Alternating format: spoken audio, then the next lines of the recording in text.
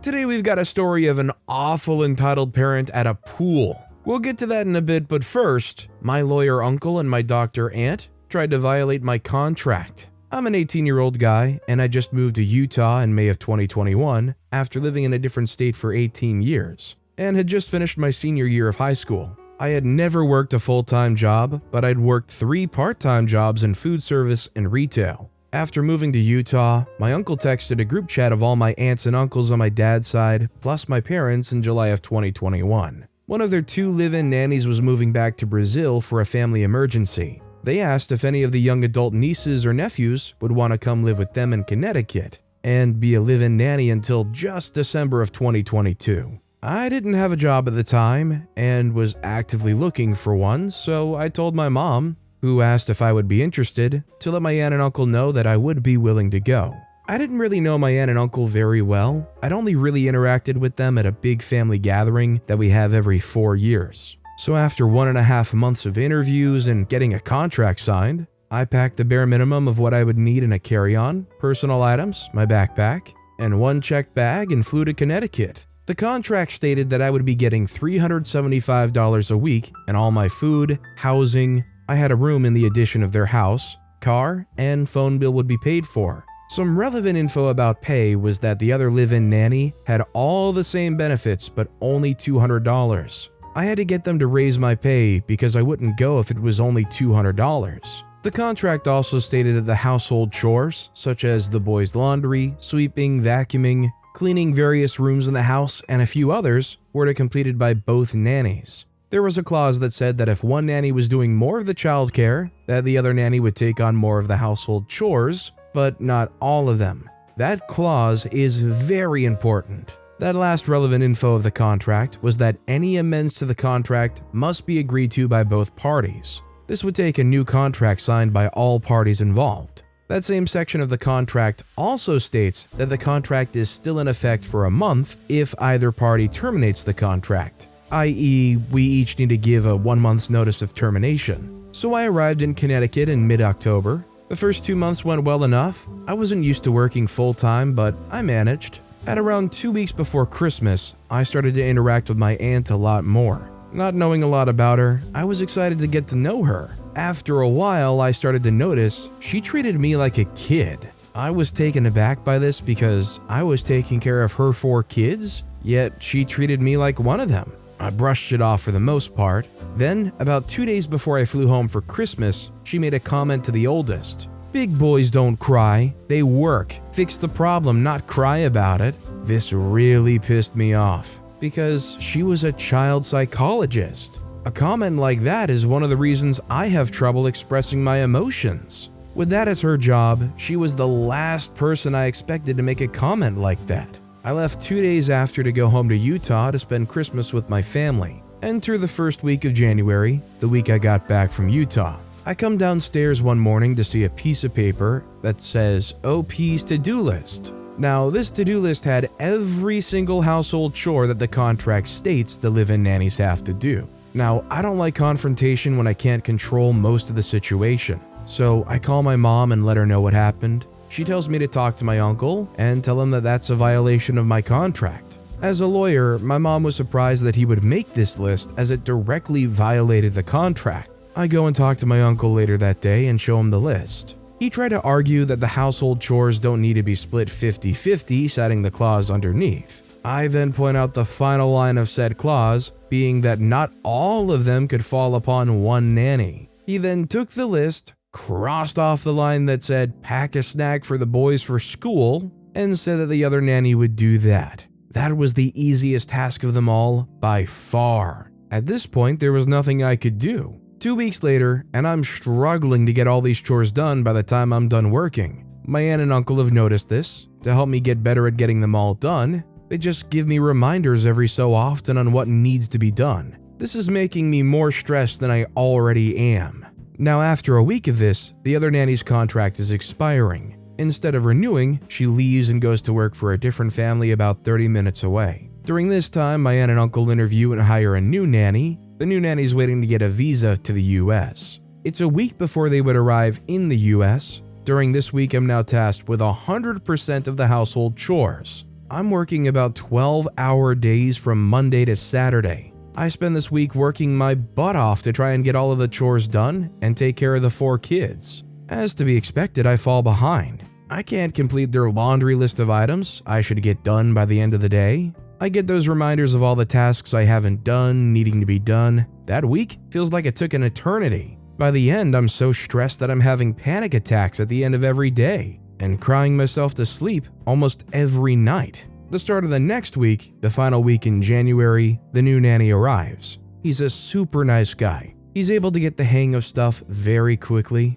I start to feel a huge weight off my shoulders when he arrives. That week passes without much happening. I get into a groove and my stress levels are down. Then Sunday arrives. I'm about to go to bed after a long Zoom call with my girlfriend at the time. We'd been long distance since my move in May of 2021, when I get a text from my aunt asking me to come downstairs to talk to her and my uncle. I'm a little confused as to what it is they want to talk about, but I go downstairs and talk with them. They both explain that I'm not doing well enough for them to feel good about paying me my $375 a week pay. They told me that if the other nanny found out that I was getting paid more for doing what they felt was less work, it would be a difficult situation for them. They wanted to lower my pay to $200 a week that the other nanny was making. I'd be able to get back to my $375 a week by proving to them that I could do the work.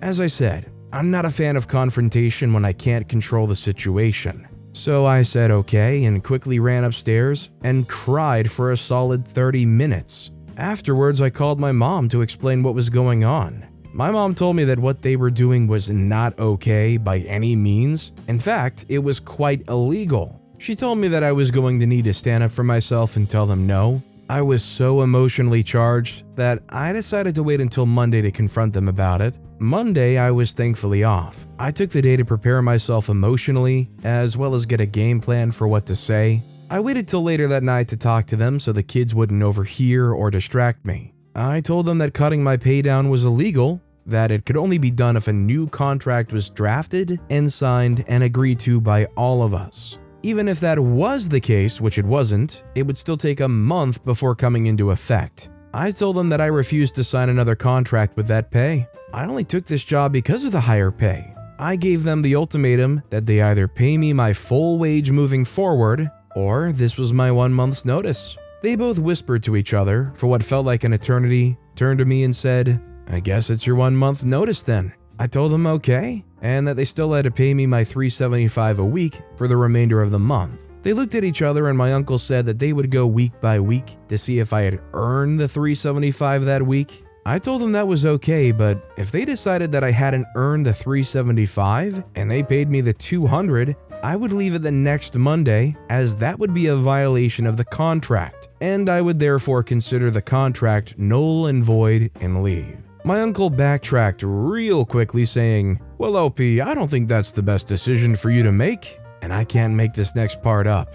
They say, "I think it's more about the spirit of the contract than the letter." My uncle, the lawyer, said that, Jim. I had to hold in my laughter. I started to walk upstairs and responded as I walked away, "I wonder how that would hold up in court. Food for thought." As I walked into my room, I felt so powerful and had the biggest grin on my face. That night, I booked flights for a month in advance and paid for the option to change the flight date without paying a fee so that I could change my flights and leave if my pay was docked. For 2 weeks, I felt so good. I had a wave of relief that felt like all that weight I'd been carrying was gone. The second to last week of my stay was about halfway through when my aunt and uncle used their kids to try to manipulate me into staying.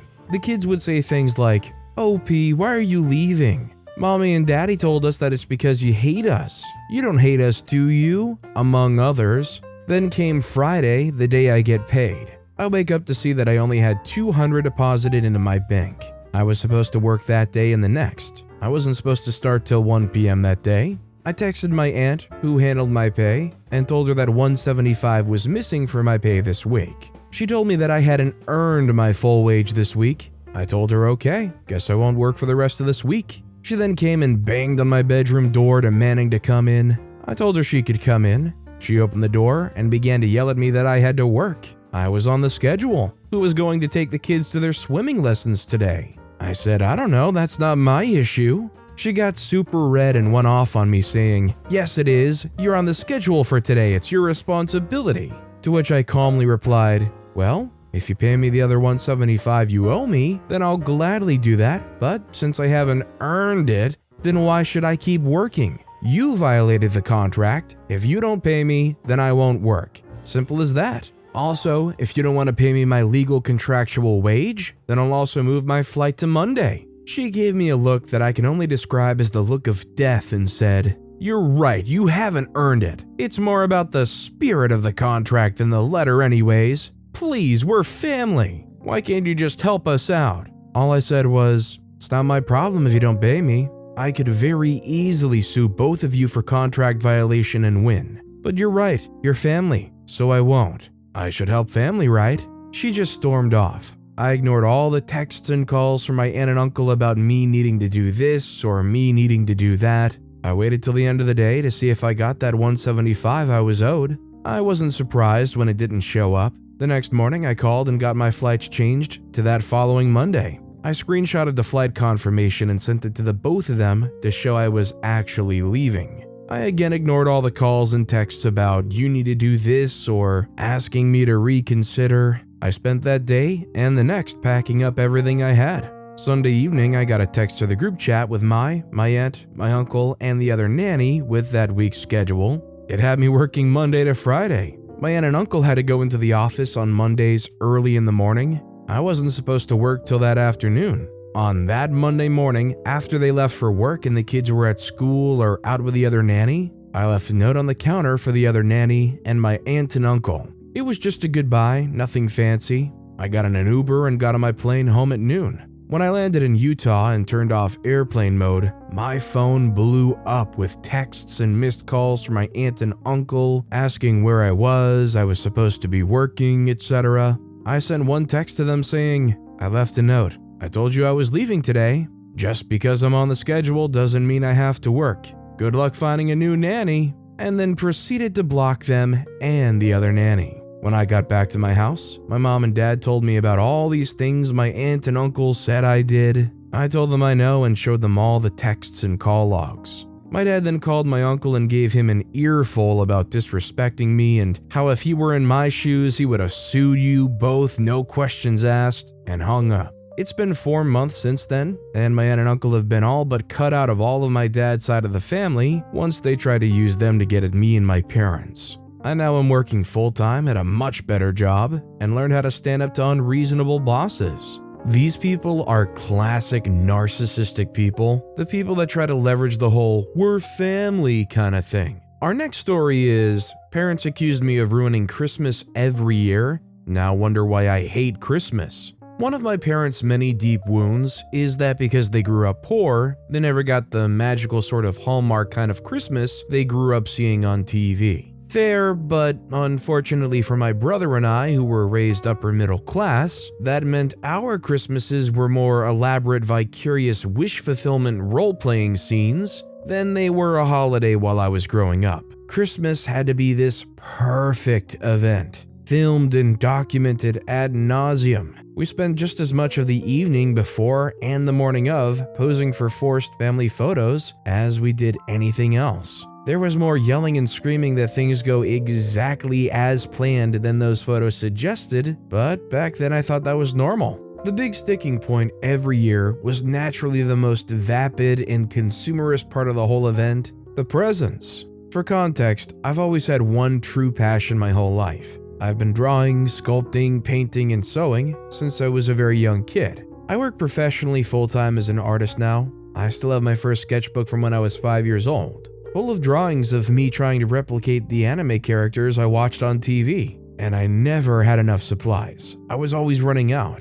As I got older especially, I was desperate for more advanced and expensive tools like resin casting and drawing tablets. My point being, there were clear and obvious choices for presents. I put almost nothing but art supplies and maybe a DS or a specific book on the Christmas list my mom asked for us to make for her every year. Only my mom had a very interesting gift-giving habit. Despite asking for Christmas lists, my mom would often only get one, maybe two things on them. She wanted the day to be a surprise, so she often just bought whatever she wanted. And when it came to buying gifts for me, her daughter, that often meant buying things she wanted, things she would have liked when she was my age. Again, trying to vicariously get the childhood she wanted. Not only that, but my mom wanted to buy me things that she felt looked impressive to share online, and art supplies wasn't impressive to her. So she'd get me expensive jewelry and clothing, weird gadgets,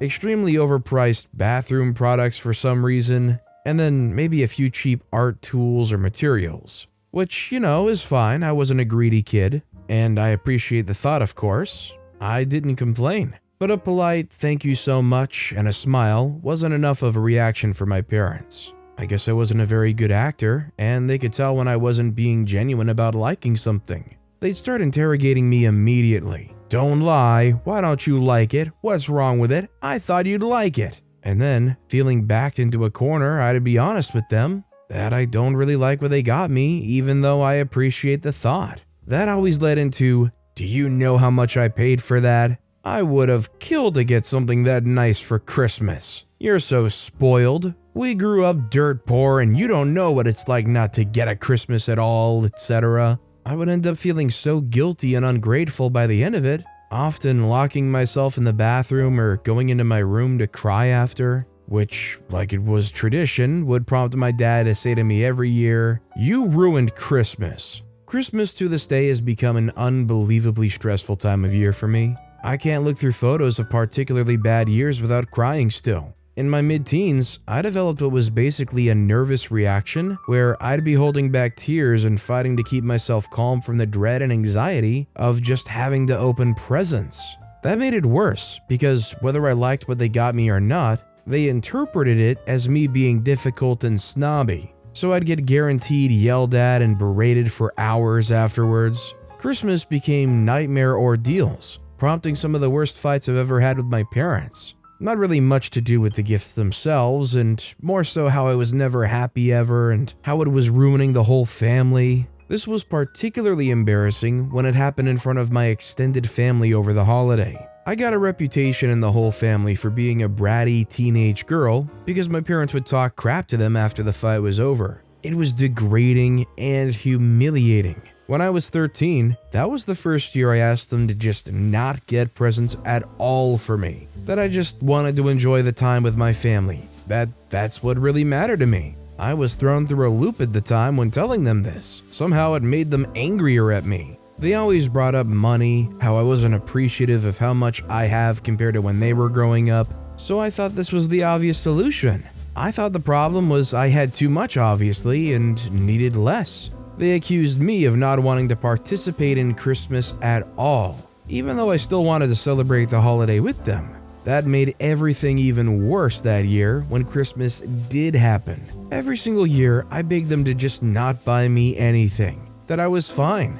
That never worked, and it was like we were all cursed to relive the same dramatic fight over and over again come December without fail.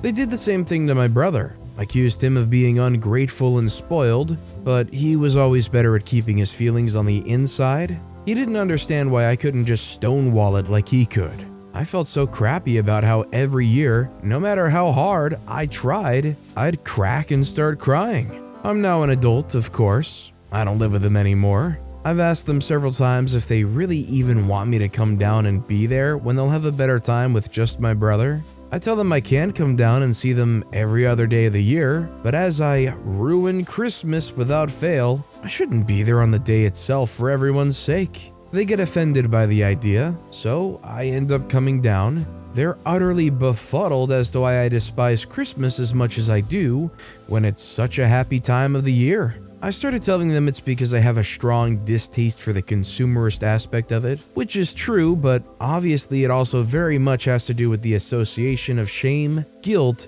and humiliation. That seemed to have been the magic key though, because this year, finally they agreed to not get me any presents. We compromised by them helping me get some new equipment for work, which was very generous of them, and I very much appreciate it. I love my fancy new work computer that can handle all my work applications much better than my old one. This last Christmas went pretty well because of that. They complained the whole time and acted like it was such a shame I didn't have anything to open on Christmas Day, but I felt much more at ease. I just kept reminding them how much I love my work computer. I feel like a weight has been lifted and that Christmases will be so much easier to manage now that presents aren't in the equation. Still though, they know I have nothing but negative feelings towards it, and that I refuse to celebrate it with any of the partners I've had, since the last thing I want is for us to bring that nightmare holiday into my relationship. I think it's just sad that looking back on an experience like this, it ends up probably ruining a lot of Christmases for you in the future. I mean, how do you get in the habit of enjoying a holiday that had been so stained by somebody like that? Our next story is, you do need to be physically present when your daughter is swimming in the pool. A very, very good friend of mine recently got on a plane with her 3 boys, 8, 9, and 10, by herself, to visit with grandma for a month over summer vacation. I was on transport duty because driving to and from the airport is a young man's game, and also I love spending time with my homies. There was an accidentally on purpose scheduling issue, namely, my friend wanted a day in a hotel to recuperate from the flight with her 3 boys before her mom starts driving her insane. Husband's coming up in a few weeks because he just started a new job and can't just be like, back in a month, so I snatch all 4 people and luggage from the airport and give them a lift to the hotel. All 3 boys are bouncing off the walls and my friend just needs a nap. So, hotel pool time. She's posted up under an umbrella and is dead to the world. I'm in the pool with the boys. We started off playing Marco Polo and then had to get creative once other folks were in the pool as well. Eventually we settled on a game called Not Done Yet. Basically, I'm standing on one side of the steps out of the pool, and when the boys feel like it, they try and leave the pool. I decide if they're done or not yet using a complicated examination process that amounts to picking the kid up, giving them a bit of a shake, faking a big sniff, say, "Not done yet," and yeet them back into the pool. Obviously, if someone's waterlogged or actually wants out, I won't stop them, but typically there's giggling and a bit of a cue for inspection, so the game continues. I get a workout, they get tired out, everybody wins. Then a new player enters the playing field in the form of a very sweet-looking girl, approximately 6 years old, wearing water wings. She asks if she can play too. I say of course she can, but she needs to ask whoever's watching her first so I know it's okay with everyone. She says okay and exits the pool. I'm keeping an eye on where she's going so I can smile and give the "I'm not a creep" wave to whoever's minding the kid. Only she doesn't run to one of the adults on the lounge chairs, she runs back into the hotel dripping wet. She disappears inside and comes back down about 5 minutes later and says, "Mommy says it's okay." Only she's not the type of kid who lies without batting an eye and is obviously fibbing. I ask if she really did and the little girl says, well, mommy was busy so I think it's okay. It's at this point that the proverbial record scratches and my inner monologue says, "What?" I summon the oldest of the boys from the waterborne shenanigans and ask him to go wake up his mom so she can keep an eye on things for a minute. I need to go take care of something. While he's bearding the dragon in her den, I crouch down and tell the little girl, "We need to go inside and find an adult, because it's not okay that you're in the pool all by yourself, okay? You didn't do anything wrong, but you've got some growing to do before you can be in the pool all by yourself, okay?" At this point, oldest homie has awoken the mom and she's now looking at me with a "what the crap" look on her face. I mouth "later" at her and then take the little girl's hand and bring her to the concierge desk of the hotel. I explain the situation with the little girl to the concierge, whose face goes from confusion to pained before giving the girl a smile, and thanking me for bringing this to his attention. Concierge guy takes responsibility for the girl, and I go back out to the pool to explain what had happened to my friend. She was livid on the little girl's behalf, but mostly just wanted to resume her nap. Conveniently, at that time, middle homie had gotten out of the pool and was making faces at us while we were talking. I told friend to get some sleep, I'll watch the boys. Then middle homie got spear tackled back into the water because actions have consequences. Maybe 20 minutes to half an hour later, once I was starting to run out of steam, I sensed a disturbance in the force. A rather irate woman wearing a blouse that was inside out was dragging the little girl from before out to the pool area and demanding to know who told her she couldn't swim. The little girl, who was now silent with tears on her cheeks and a pathetically deflated water wing pointed at me. I was instructed to get my butt out of the pool and explain myself. Why on earth was it so hard to watch an extra child while she got some adult time to herself? Why did I insist on ruining her first chance to get away from it all in months? Her little girl is an angel and is no trouble to watch, blah blah blah. I explained that it wasn't a good idea to leave a little one in a pool with no adult supervision, pointing to a number of signs about no lifeguard on duty, all children must be accompanied by an adult, etc., etc. Inside Out Lady is getting steadily more belligerent, explaining like I'm slow that her daughter knows how to swim and was wearing floaties and would have been fine. She's getting more and more in my face, trying to act like I'm just the worst for ruining everything. And then player 3 enters the fight. It's my friend, and she's fresh out of fluffs to give. She starts reading Inside Out Lady the riot act, demanding to know how she could be so stupid and irresponsible, and how dare she try and act like I'm the bad guy here. Inside Out Lady opens her mouth to reply and just gets steamrolled. Just look at your daughter, see what you've done? Appeared to finally get through to the woman because she looks down at her daughter, then back up to my friend. There's a flicker of shame on her face, and then it's all rage, and she swung. I'm not ashamed to admit that stepping between those two without backup seemed like a poor life choice. I stopped the boys before they could get caught in the crossfire, told them to take a step back, and when several hotel employees came out to break up the fight, I stepped in. I grabbed my friend and pulled her back, while 2 guys from the hotel grabbed the other woman. The combatants are separated and the police are called. Myself and my friend are back at our lounge chair with a large first aid kit the hotel staff gave us, while the boys hover and make sure mom's okay. She's sporting a magnificent shiner from that first punch, and a couple of other scrapes and bruises,